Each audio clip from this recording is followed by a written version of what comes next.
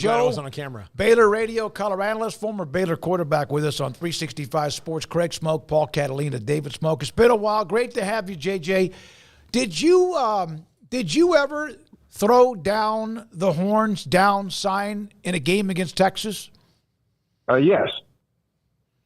I'm trying to think what player has not thrown horns down. So what was the reaction back then? Because obviously it became overly sensitive in the last decade. Yeah, I think that's a recent thing. When we played them, when I played, it wasn't as big outside of the Texas OU game, but I remember playing down there in Smoke probably my sophomore year. We won the game, and I think I flicked horns down at least twice. So, the players really didn't react like they have. Everything's so sensitive now that everybody kind of has their feelings on their sleeve, but it's no big deal. Yeah. JJ, do you think it will be a penalty in the SEC like it was in the Big 12? How can I say this? No. Not even close. Yeah. JJ, what do you just make of the Big 12 rolling in this year where there's all this onboarding going on? I know at the end of the month there will be more of that as well. I know you want to play Texas and play Oklahoma. You wanted to play A&M back in the day. All that's out there, but now Arizona State, Utah, so on and so forth. Just what do you make of all the changes, and how do you feel about the new-look Big 12? It'll be a change. I know last year we didn't. You don't play everybody. I kind of like that. But overall, I like what Mark and those guys were able to do. I mean, the landscape was – man, it was the speed of sound, and I believe the conference that we've been able to put together is exciting. I mean, we have some great brands. You still have Oklahoma State. I believe Baylor's a great brand. I believe TCU's a great brand. Utah's a solid team. You have Arizona State, Arizona, and, of course, BYU. I don't want to leave anybody out. There's many others. Kansas is going to be really good this year, K-State. So I like the conference we've been able to pull together and think it'll be really competitive. JJ, they have the two quarterbacks, DeQuan Finn, who came in from Toledo, and Sawyer Robertson, who's coming back. He was already on campus, a guy that Mike Leach recruited when he was at Mississippi State. Do you have any idea where they're leaning and your thoughts about what they might do? I'm not sure, Smoke. I try my best to stay away from the offseason, but I've heard Sawyer was solid. I think they like DeQuan Finn.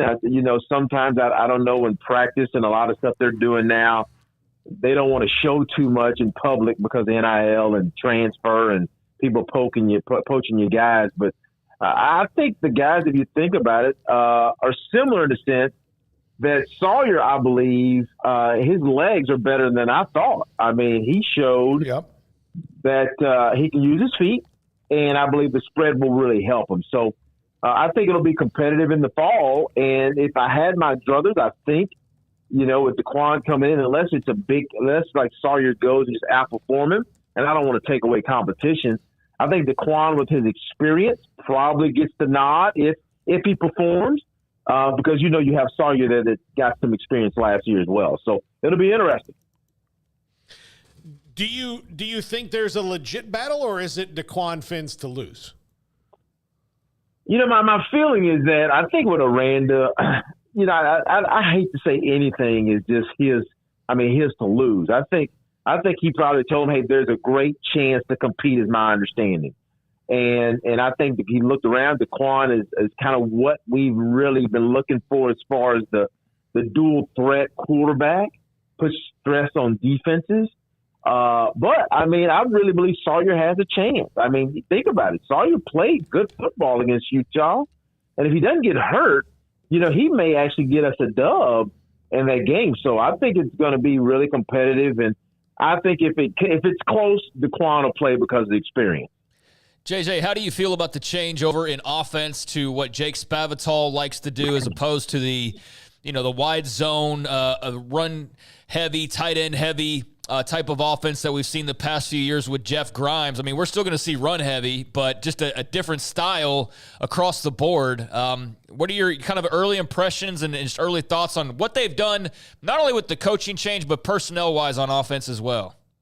Yeah, Spavital, and I know I'm not probably saying anything, but I like his offense. I like spreading guys out. I like having the opportunity to create advantages. I like the wide zone, but it really required you to have some guys up front. They didn't have to be dominant, but they had to be coordinated. They had to be together, and you really had to win certain matchups to make that thing work in multiple places. Here in the spread, as we found out against Texas State, and I know we got one of the receivers, man, as long as your guys can hold up for, 2.5 seconds, you got a one-on-one match that you like, you can take advantage of that. So I like the offense. I like the spread. I hope it'll be interesting to see how the tempo is. But I think also creating those lanes inside where you don't have to be dominant, you can get position, helps the run game as well. So I like it. JJ, how would you describe, I don't want to say desperate, but Dave Aranda has to win. And everybody else around him that he's brought in or whatever knows they have to win. Now, I don't know what the number is or what the start has to be or the win total at the end of the year. Well, I don't know that. But what's it like, do you think, to coach a team or the team to know that you have to win? Not just because you should, but that is something that is a must. Welcome to big time athletics, and I think Aranda knows that. I mean, this thing now, Smoke, man, it's big time, it's big boy stuff. So, you win, or the constituents are gonna get a little restless, and they're gonna make a change. And Aranda came in, COVID. Okay, we throw that one out. Had a really good year, won the conference, and then we've had two.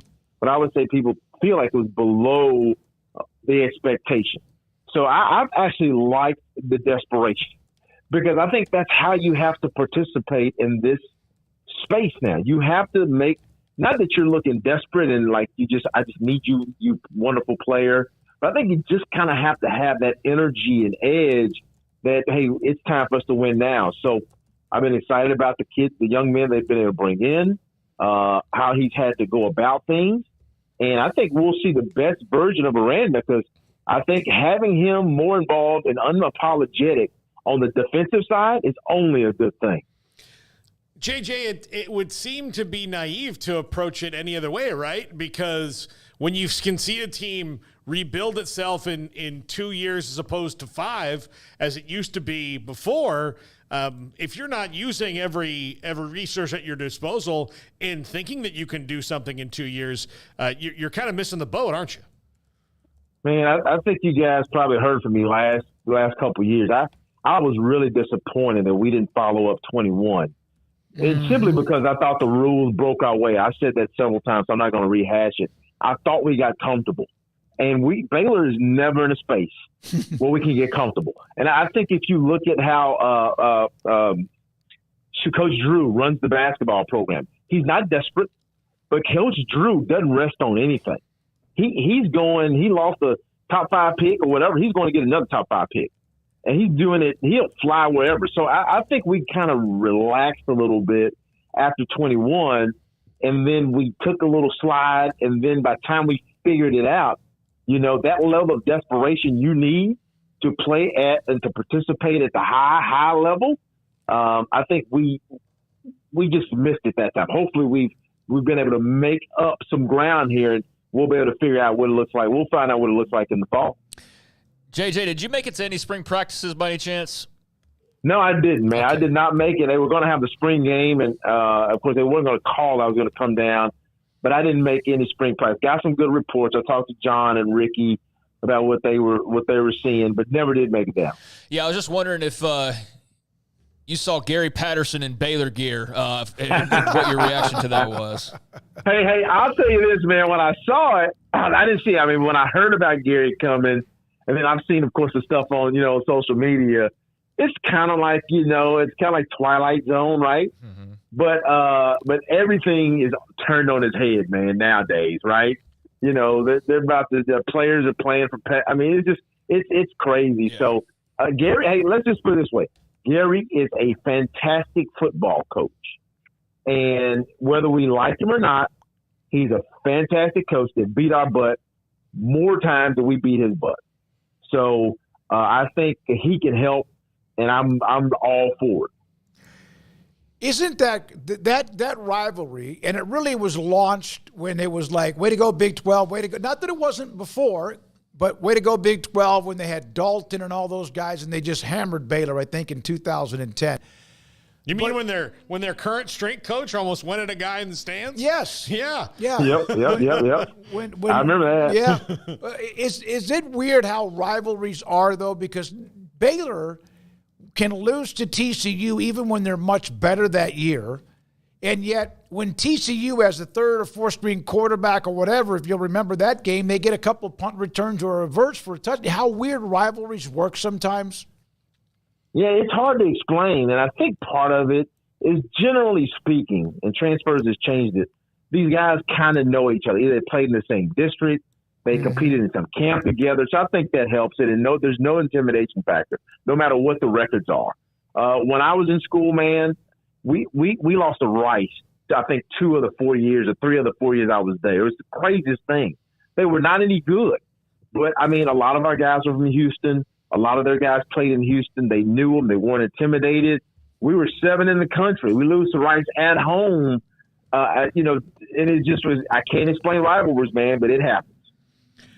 JJ, have you thought about how Coach Taft would approach this era of college football? I mean, he's very much was a traditionalist, and for a long time, I mean, he really didn't want a college football playoff. I mean, he's a coach that believed in a bowl system. How do you think he would approach recruiting and NIL and everything that goes on now?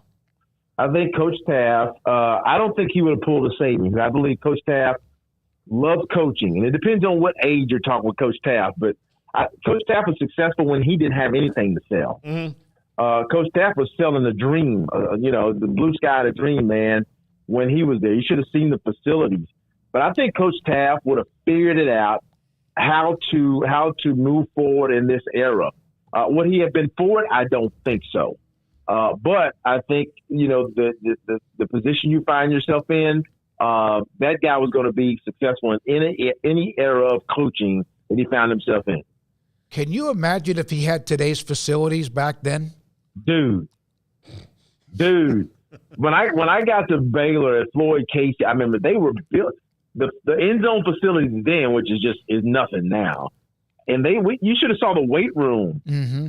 The weight room was on the side under the visitors' locker room, and you couldn't even get a quarter of the team in it. You probably could get 20 players in it, if that. And, man, he had guys coming. He had Santanas. He had first-round draft choices like James Francis, Robert Blackman. But he got them there, and he got the most out of them.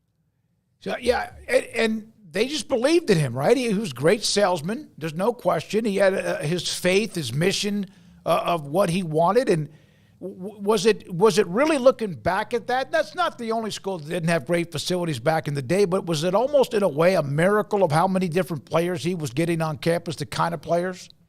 No, I think Coach Taft knew it. He had a great staff. Pete Fredenberg, who won all those championships down at Mary Hart, he was there for many years. I know he wasn't the whole time, but the one thing Coach Taft knew, he knew how to develop players. He knew how to identify and develop. So he went to East Texas. He would get guys who were 5'9", 5'10", 140 pounds, but he knew he was going to put 50 pounds on them. They'd still run a 4.2. He would get his requisite, Santana Dotson, James Francis, Robert Strait. But at the end of the day, what Coach Taft knew is when Coach Taft got in your home in front of your mom, he knew how to sell moms. He knew that if I get the mom, I got the player. And I think his ability to do that, I mean, and him selling in your living room, I think it was unparalleled. Yeah, he was amazing, and we've heard the stories. I don't know if it was Singletary who told the story about when he went to visit Baylor at Floyd Casey back in the day, and it was just like the weight room was like in a closet or something like that, kind of like you were describing it. Yeah, man, love the man to death. Hey, JJ, thank you very much. Appreciate your time, and we'll see you soon. Thanks, guys. Take care. JJ Joe, former Baylor quarterback, Baylor color analyst with us. Yeah. On 365 Sports. What would he been able to do with today's football facilities? Dude. I remember asking